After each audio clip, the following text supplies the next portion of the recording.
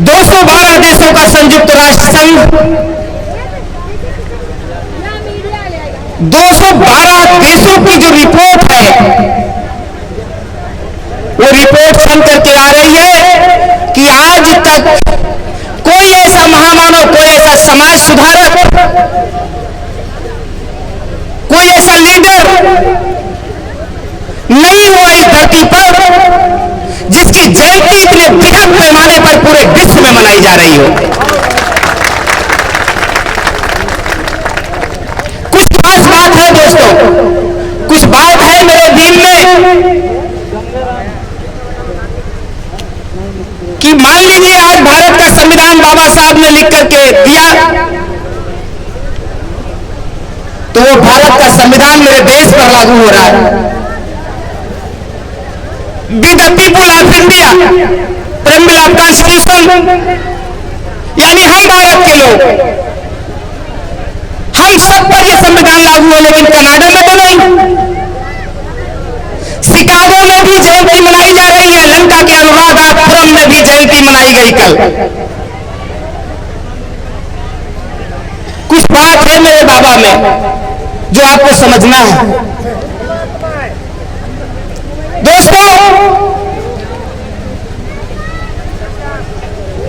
अभी पिछले जो अमेरिका जैसी महाशक्ति, अमेरिका देश के प्रेसिडेंट बराक ओबामा कहते थे कि अगर बाबा साहब डॉक्टर अंबेडकर मेरे देश में पैदा हुए होते तो हम उन्हें सूर्य कहते, सूर्य को उपाधि देते। लेकिन मेरे मित्रों, कहना है कि अगर सूर्य सुबह उदय होता है, दोपहर में उसकी गर्मी, उसका तेज भयंकर रूप लेता है, लेकिन शाम होते होते वो गर्मी, वो तेज धीमा हो जाता है। 14 अप्रैल 1891 को जो सूर्य उदय हुआ इस भारत की धरती पर, मध्य प्रदेश के महू नामक स्थान पर 14 अप्रैल 1891 को उदय वो सूर्य जिसकी गर्मी 1891 से लगातार बढ़ती ही जा रही है, बढ़ती ही जा रही है।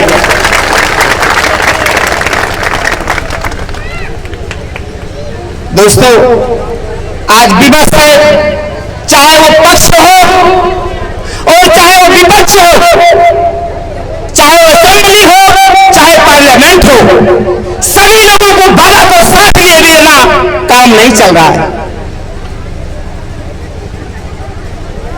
दोस्तों, जयंती मनाने का एक उद्देश्य है। क्या कह गए बाबा, क्या कर गए हमारे लिए, यह हमको समझना है। कैसे कर गए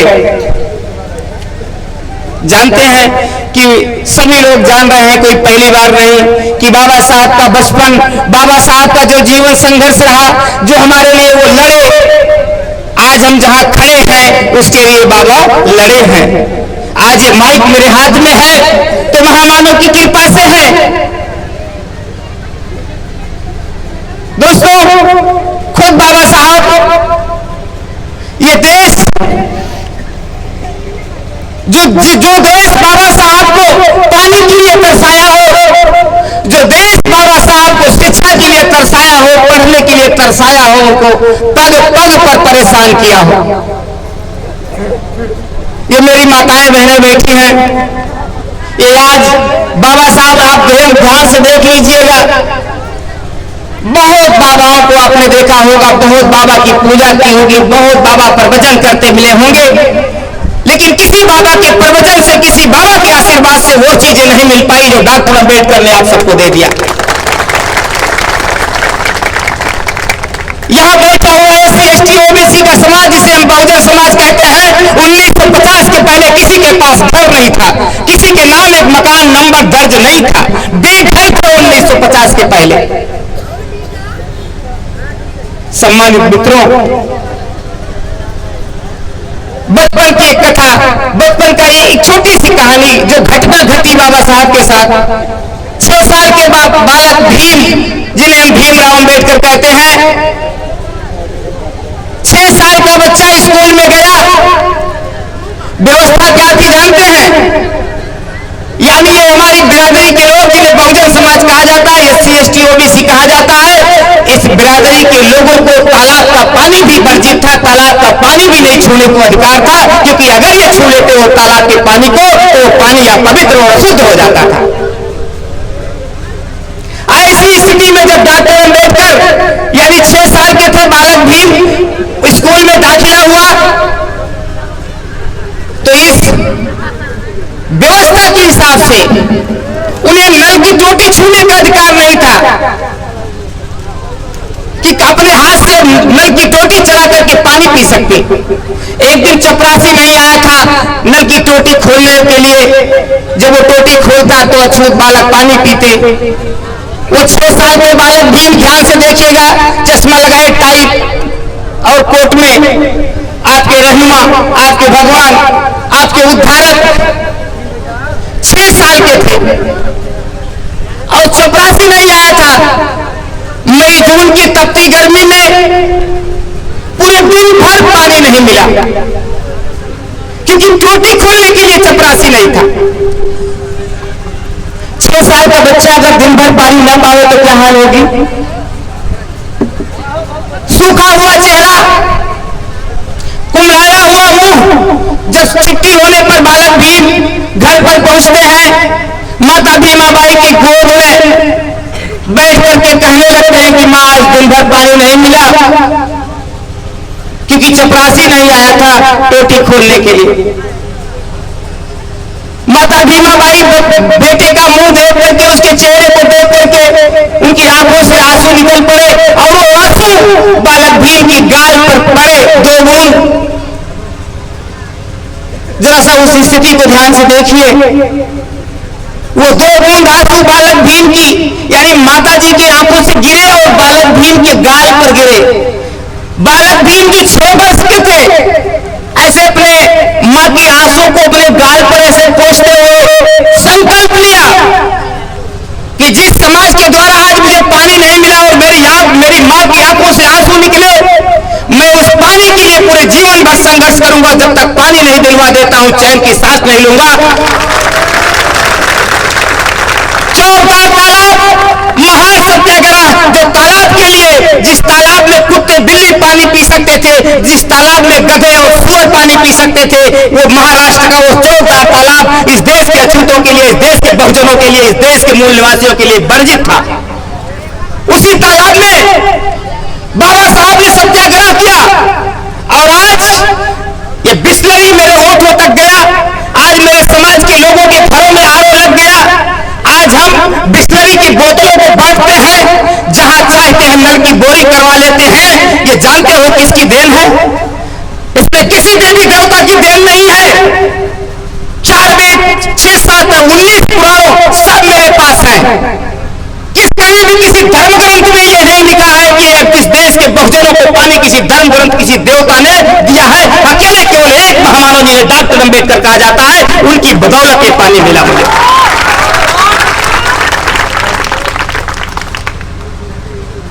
दोस्तों, कुछ बातें हैं जो हमको समझनी चाहिए। बाबा साहब ये आजादी ऐसे नहीं यहां तक ले आए, बड़ा संघर्ष किया। पढ़ने के लिए स्कूल के दरवाजे बंद थे। इस शर्त पर मास्टर साहब ने नाम लिखा था कि अपने घर से बिछौना लाएगा, जहां ऊंची जात के बच्चे अपना जूता चप्पल निकालते हैं वही बिछा लेगा, वहीं से ब्लैक बोर्ड पर देख करके पढ़ लेगा। सूबेदार रामजी राव जो उनके पिता थे, अपने बेटे से पूछते हैं बालक भीम से, क्या इस शर्त पर तुम पढ़ने आओगे इसको? बालक भीम स्वीकार करते हैं कि ठीक है, मैं यहीं से पढ़ लूंगा। बहुत संघर्ष किया आपके लिए। दोस्तों, बाबा साहब का वो संघर्ष आपके लिए एक सबक होना चाहिए। बाबा साहब चाहते क्या थे आपसे, क्या उम्मीदें करते थे इस जयंती के शुभ अवसर पर, यही जानना आवश्यक है।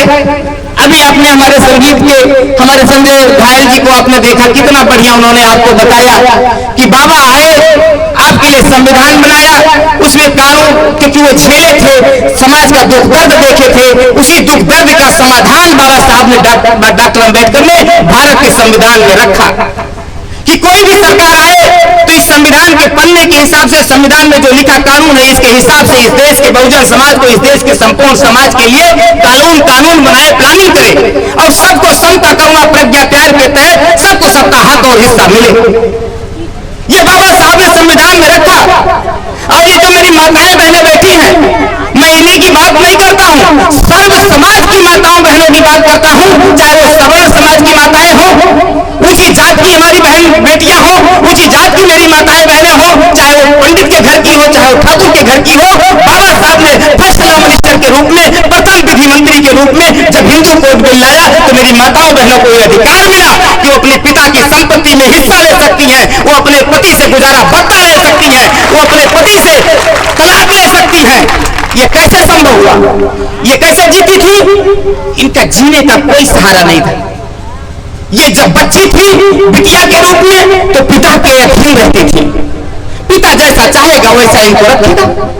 फिर ये जवान हुई तो जिसके गले बांध दिया गया शादी में तो पति के अधीन हो गई। इसके बाद जब इनका बुढ़ापा आया तो बेटे के अधीन हो गई। इनके पास प्रॉपर्टी के नाम पर कुछ नहीं जाता था, ऐसे ये पैदा हुई ऐसे मर जाती थी। संपत्ति के नाम कुछ नहीं जाता था, चाहे वो बड़े घर की महिलाएं हो, ऊंची जात की महिलाएं हो और चाहे बहुजन समाज की महिलाएं। आज बाबा साहब, और जानते हैं जब बाबा साहब ने मेरी माताओं बहनों के लिए, ये बाबा साहब जब मेरी बहनों के लिए, मेरी माताओं के लिए हिस्से और हक की बात किया, अधिकार की बात किया, तो ऊंची जात के लोग जो कैबिनेट में बैठे थे सब लोग बड़े उनके कान खड़े हो गए और सारे लोगों ने बाबा का विरोध करना। अरे क्यों? तुलसीदास ने लिखा है, महावृक्ष चल फूट की आरी और जिन स्वतंत्र हुए बिगड़े नारी। अरे बाबा साहब, नारियों को स्वतंत्रता दे दी जाएगी कि बिगड़ जाएंगी? इनको आप अधिकार देने की बात करते हो। जिन स्वतंत्र हुए बिगड़े नारी, महावृक्ष जय फूट की आरी। जैसे बरसात होने पर मेरे टूट जाती है, वैसे इन माताओं को, इन औरतों को अधिकार दे दोगे, सम्मान दे दोगे तो बिगड़ जाएंगी। अरे बाबा साहब, ये हिंदू कोड बिल ला करके इनको अधिकार दे रहे हो, सम्मान दे रहे हो। मेरी माताएं बहनें, चाहे वो जिस बिरादरी की हो, चाहे जिस जात की हो, ऊंची जात की हो, चाहे बहुजन समाज की हो, सभी को बाबा साहब का ऋणी होना चाहिए। सर्वप्रथम सुबह उठ करके एक फूल बाबा के चरणों में रखना चाहिए आप लोगों को। ये बाबा साहब की बदौलत हुआ कि आज इस देश की प्रथम नागरिक, इस देश की सबसे ऊंची कुर्सी, राष्ट्राध्यक्ष की कुर्सी, एक एसटी महामहिम द्रौपदी मुर्मू, कैसे संभव हुआ? ये बाबा के संविधान की बदौलत। अभी आपने गीत में सुना होगा कि बाबा तोहरे कर्तन तेवा भय था हिदायत, कि करे कर्तन बाबा कलम न चलाए होते। 1950 के पहले भी मेरी माताएं बहनें, मेरे राजा प्रताजवा बहुत सारे देवी देवताओं की मन्नत करते रहे। मेरे दोस्तों, किसी को बुरा न लगे, क्योंकि बात जगानी जरूरी है। बाबा साहब के बारे में बात बतानी जरूरी है। बाबा साहब की मंशा क्या थी, उनका मिशन क्या था, यह बताना जरूरी है। किसी साथी को मेरे वक्तव्य से अगर कुछ ठेस पहुंचे तो उसके लिए मैं क्षमा प्रार्थी हूं, लेकिन मैं बात जरूर कहूंगा। बाबा की बात कहना, अगर विद्रोह है तो मुझे विद्रोही कह सकते हो आप। मेरे दोस्तों, 1950 के पहले, 1950 के पहले भारत देश की जो दशा थी, इस दशा पर जो बाबा साहब का अध्ययन रहा, वो अध्ययन हमारे संविधान में दिखता है।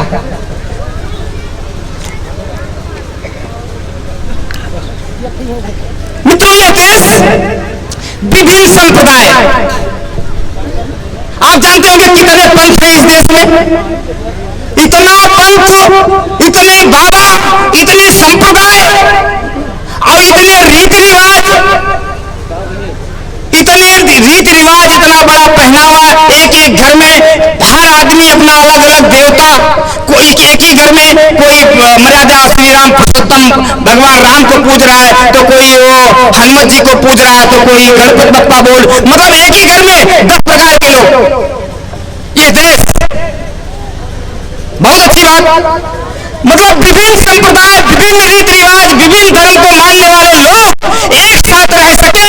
पूरी दुनिया ने यह माना कि ऐसा सर्वोत्तम संविधान जो ऐसी विभिन्नता को एकता में पिरोता है, ऐसी शक्ति दुनिया के और कोई संविधान में नहीं है। इतनी बड़ी शक्ति और इतना सर्वोत्तम संविधान जिस व्यक्ति ने दिया वो डॉक्टर अंबेडकर, इसलिए दुनिया में आज उनकी जयंती मनाई जा रही है। कुछ तो खास है ना उनमें। पूरी दुनिया में ह्यूमन डिजीज, यानी ह्यूमन डिजीज माने जो मनुष्य के अंदर बीमारियां होती हैं, विभिन्न प्रकार की बीमारियां होती हैं, इसके डॉक्टर पूरे विश्व में बहुत अच्छे से अच्छे डॉक्टर हैं पूरी दुनिया में। लेकिन भारत में एक बीमारी है, भारत में एक बीमारी है, कौन सी कि छू लेने पर कोई आदमी अछूत हो जाता है और उसकी शुद्धता मालूम नहीं कौन कौन सा किसका क्या चीज मिला करके ठीक होती है, आप लोग जानते होंगे। तो इतनी ज्यादा वो बीमारी थी कि उस बीमारी का एक ही डॉक्टर, जब दुनिया के तमाम विद्वान पढ़ते हैं कि ऐसा सोशल स्ट्रक्चर, ऐसी सामाजिक व्यवस्था जो दुनिया में और कहीं नहीं है, जो दुनिया में कहीं है ही नहीं, उस अकेले उस बीमारी का पूरी धरती पर केवल एक ही डॉक्टर पैदा हुआ जिसे डॉक्टर अंबेडकर कहते हैं, और उस बीमारी का नाम अनटचेबिलिटी यानी अछूतपन है। जानते हैं, अभी आपसे पूछा जाए कि भाई कोई आदमी एक प्रॉपर टिकट सुल्तानपुर जंक्शन से लखनऊ तक लेता है, प्रधान जी कोई एक आदमी सुल्तानपुर जंक्शन से लखनऊ का प्रॉपर टिकट जितना लगता है ले रहा है। ट्रेन आई, जिस ट्रेन का टिकट था वो ट्रेन पर बैठ भी गया। अब आपसे पूछा जाए और ट्रेन चल भी गई, सुल्तानपुर से लखनऊ पहुंच भी गई। अब आपसे पूछा जाए कि वो व्यक्ति जो प्रॉपर टिकट लेके बैठा था सुल्तानपुर से, ट्रेन भी पहुंची, वो आदमी भी बैठा था, क्या वो आदमी लखनऊ पहुंचेगा कि नहीं पहुंचेगा? जानते हैं, ये सोशल सिस्टम, सामाजिक व्यवस्था ने उस आदमी को केवल इसलिए उतार दिया कि वो अछूत था, प्रॉपर टिकट था, दो लोग उतारे गए। इस सामाजिक व्यवस्था जो भारत की बड़ी व्यवस्था है, एक इस देश का फादर ऑफ नेशन कहा जाता है, यानी राष्ट्रपिता कहा जाता है, दूसरा ग्रैंड फादर ऑफ नेशन, इस देश का बाबा कहा जाता है। एक तो घाना रेलवे स्टेशन पर उतारा गया और एक को कोरेगांव उतारा गया। जानते हैं, बैलगाड़ी से उनको धक्के मार करके उतार दिया गया और मोहनदास करमचंद गांधी को घाना रेलवे स्टेशन दक्षिण अफ्रीका में धक्के मार करके ट्रेन से उतार दिया गया। ये सामाजिक सिस्टम का दोष, ये जातीय सर्वोच्चता का सिद्धांत है, इसका शिकार हम पहले भी होते आए और आज भी होते आए हैं। इस देश के राष्ट्राध्यक्ष को मंदिर की सीढ़ियों पर ही पूजा करा लिया जाता है, आज भी मंदिर जाने नहीं दिया जाता है, आप लोग जानते हैं। ये बाबा साहब का मिशन, बाबा साहब चाहते क्या थे? बाबा साहब सबसे पहला मंत्र शिक्षित बनो, एजुकेट आर नाइज एजुकेट। उन्होंने एजुकेशन की बात की, शिक्षा की बात की, तो कौन सी शिक्षा की बात की? आज एमए साठी जो पोस्ट ग्रेजुएट होते हैं, ग्रेजुएट हैं, पढ़े लिखे हैं, लेकिन मैंने उनको देखा कि वो ग्रेजुएट है, पोस्ट ग्रेजुएट है, बॉडी बिल्डर भी है, फिर भी बाहर बैठ के एक हाथ पैर में काला धागा बांध घूम रहे। कोई क्या है भाई, कहीं कोई से भयभीत है? क्या शिक्षा है? शिक्षा सवालों को जन्म देती है। अगर सवाल नहीं किया किसी शिक्षित आदमी ने तो उस शिक्षा का कोई मोल नहीं है। शिक्षा सवालों को जन्म देती है, अगर सवाल नहीं उठे तो उस शिक्षा का कोई मतलब नहीं। मेरे दोस्तों, अगर आप ये जान रहे हैं कि बाबा साहब ने शिक्षित होने की बात कही, अगर शिक्षित होने की बात कही तो क्या आज इतनी बड़ी संख्या में, मैं बीएचएल में कार्यक्रम था, बीएचएल में बोला, उसके बाद किलोई गया, किलोई से फिर जामो ब्लॉक में लखनऊ बसंतपुर होकर के तब मैं यहाँ पहुंचा हूँ शाम को। इतने 4 जगह तो मैंने अटेंड किया, लेकिन कम से कम 40 जगह मैंने अपने इस कार्यक्रम को देखा। इतना बृहद पैमाने पर कार्यक्रम हो रहा है तो रिजल्ट क्या आना चाहिए? रिजल्ट आपका 5 साल में दिख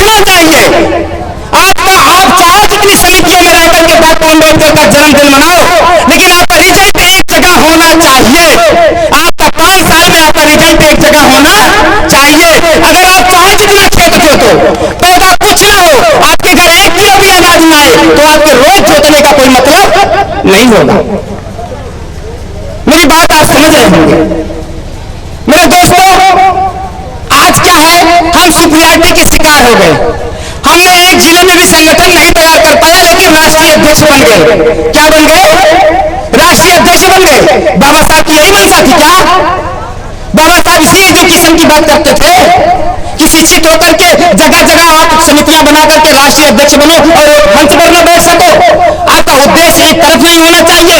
sincerity the life for person, एक व्यक्ति के प्रति समर्पित नहीं होना चाहिए। जो सबका उद्देश्य है, जो बाबा का उद्देश्य है, उसी उद्देश्य में मेरा भी उद्देश्य होना चाहिए, वो चाहे पीपल गांव हो और चाहे जामो वाला हो। तो ये उद्देश्य होना चाहिए। हम क्या करते हैं, हमको लगता है कि नहीं, आज की बार पीपल गांव में भैया भगवान लाल जी बहुत जी ने ये कार्यक्रम किया है, राधे श्याम जी ने कार्यक्रम किया है, राम तीरथ जी ने, रामजस जी ने, फला फला जी ने सब ये किया है। अच्छा, अब की बार मैं उनसे भी बड़ा करूंगा। बड़ा करने की जरूरत नहीं मेरे मित्रों।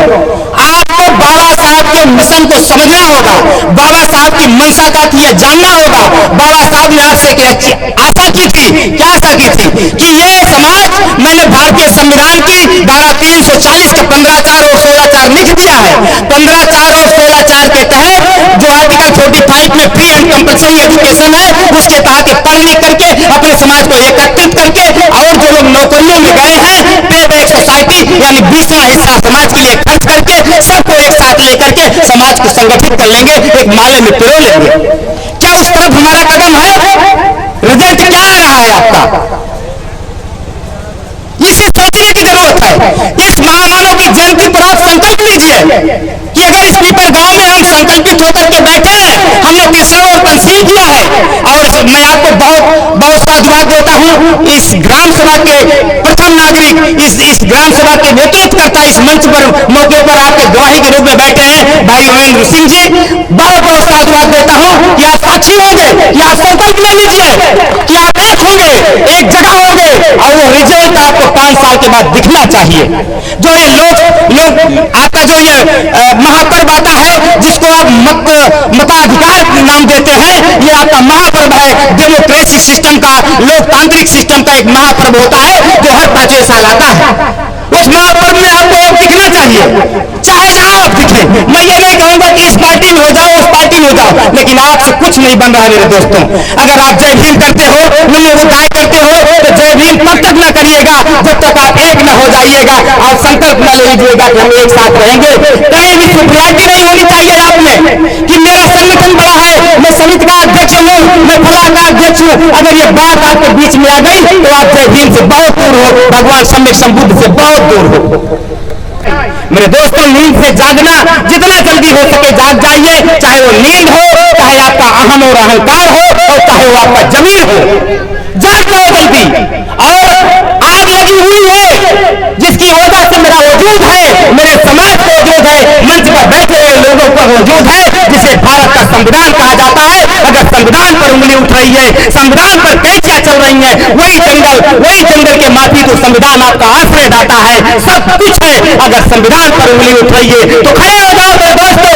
संविधान मेरे बाबा का बनाया हुआ दस्तावेज है, जिसमें किसी ऊंची जाति के, किसी बहुत अपने को बखानने वाले का कोई सहयोग नहीं रहा है। 9 लोगों की कमेटी में आपको नाम सुना देता हूं, किसी का कोई सहयोग नहीं रहा है। अकेले डॉक्टर अम्बेडकर की अथक प्रयास से 2 वर्ष 11 महीने 18 दिनों में बन करके तैयार हुआ।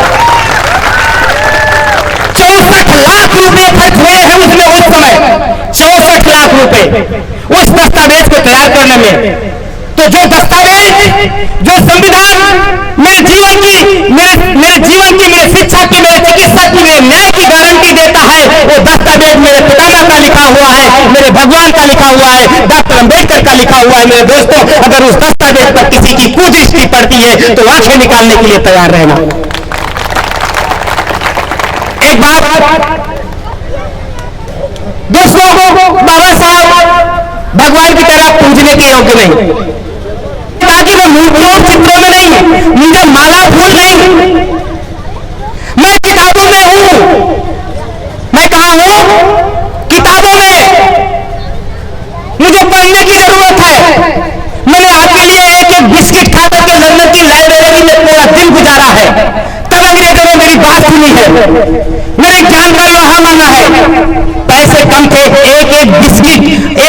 को एक टुकड़ा, एक बाइट करके एक गिलास पानी जबरदस्ती पीते थे, इसलिए पूरा दिन चलाना था। बड़ी मार्मिक कथा। जब रमाबाई माने उनकी पत्नी माता रमाबाई की कहानी आपको बताऊं, समय कम है।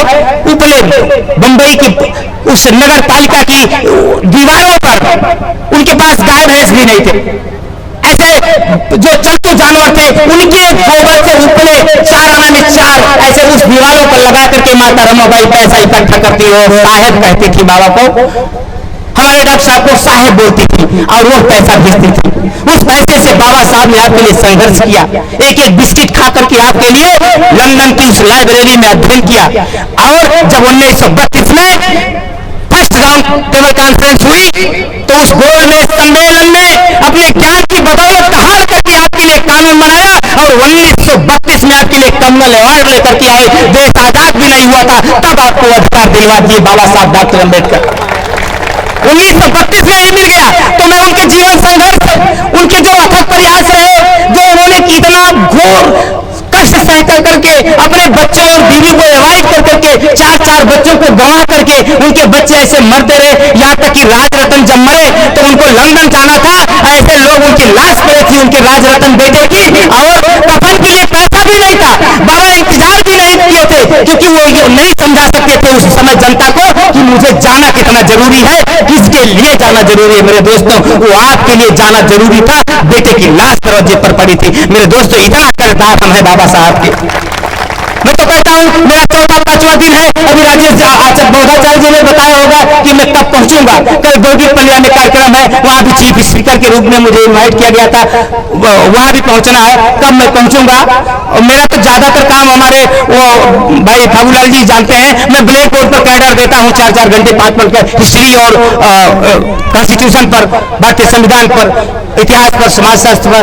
तो मैं मंच का बहुत लीडर नहीं हूं, लेकिन फिर भी जो बना मैंने आपको बताया कि बहुत संघर्ष बाबा साहब ने हमारे लिए किया, बहुत कुछ त्याग किया है। वैसे त्याग करने की जरूरत है आपको भी समाज के लिए। तो जब आप त्याग करना सीखेंगे, समाज के लिए लड़ना सीखेंगे, तो बहुत कुछ परिवर्तन दिखेगा और निराश होने की जरूरत नहीं है। 2023 में जितनी जयंती जो जन्म उत्सव के रूप में ये क्रांति दिख रही है मेरे दोस्तों, ऐसा लग रहा है कि महापंडित राहुल सांकृत्यायन का कथन, महापंडित राहुल सांकृत्यायन का कथन कि 22वीं सदी बुद्ध सदी होगी, निश्चित रूप से देश अशोक का भारत बनेगा, बौद्धमय होगा, यह अशोक का भारत, प्रियदर्शी अशोक का भारत बनेगा। इन्हीं शब्दों के साथ पुनः मंच आसीन अपने सभी विद्वान साथियों को, पूज्य भंते जी को, आए हुए हमारे सभी प्रांगण में माताएं बहनें, सबको एक साथ सादर अभिवादन देते हुए अपनी वाणी को शेष करता हूं। जय भीम, नमो बुद्धाय।